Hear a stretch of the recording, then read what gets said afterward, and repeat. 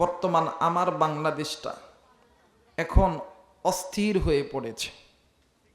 গত কয়েকদিন আগে আমাদের এক ভাই, এক মায়ের সন্তানকে গুলি করা হয়েছে। আল্লাহর বান্দা এখনো পর্যন্ত জিন্দা আছে, আলহামদুলিল্লাহ বলবেন না? কিন্তু আফসোস একটা, এদেশের প্রশাসনের বাইরা এখনো পর্যন্ত তার মেন দুইজন খুনিকে ধরতে পারে নাই।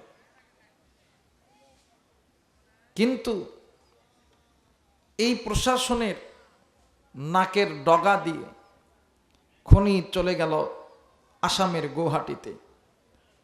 যাওয়ার পরে আমাদের বাংলাদেশের দিকে ইঙ্গিত করে বলে আবারও আগামীতে টার্গেট করা হবে।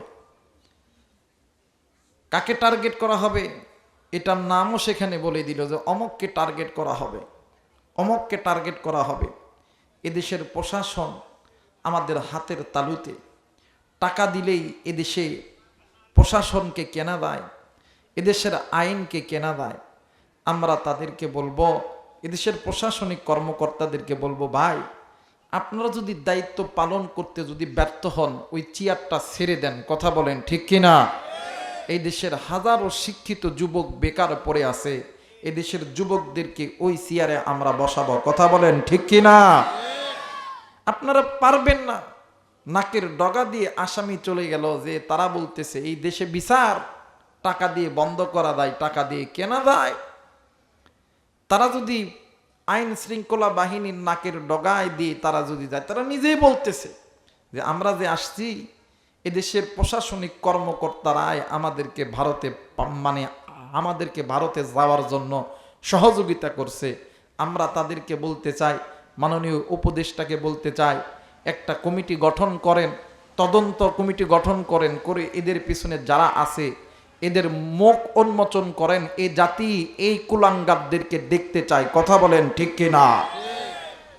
আপনারা একটা জিনিস শুনে খুব অবাক হবেন, এ বাংলাদেশে পুলিশকারী মুহিবুল্লাহ গত কয়েকদিন আগে কোনো এক দলের সমাবেশে তিনি যোগ দিয়েছেন।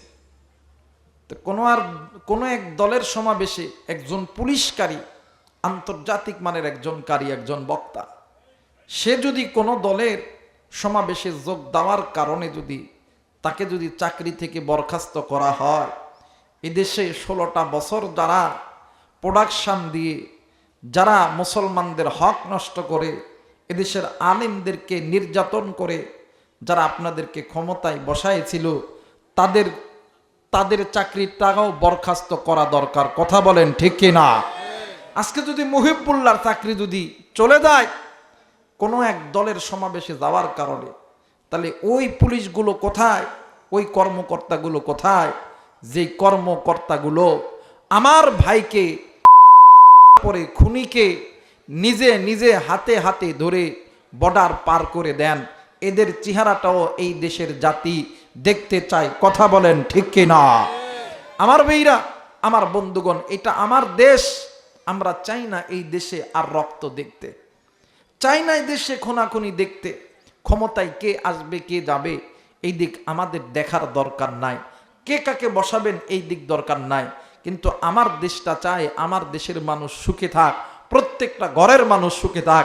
কথা বলেন ঠিক কিনা? তো এই দিক দিয়ে একটু মন খারাপ। এরপরও আল্লাহ যতটুকু ভালো রেখেছে দোয়া করছি আমাকে সহ আমার বাংলাদেশের প্রত্যেকটা ঘরোয়ার মানুষ, প্রত্যেকটা দলের মানুষ, প্রত্যেকটা শ্রেণীর মানুষ, প্রত্যেকটা ধর্মের মানুষকে আল্লাহ যাতে ভালো রাখে, সুস্থ রাখে, সকলেই পড়ি আল্লাহুম্মা আমিন।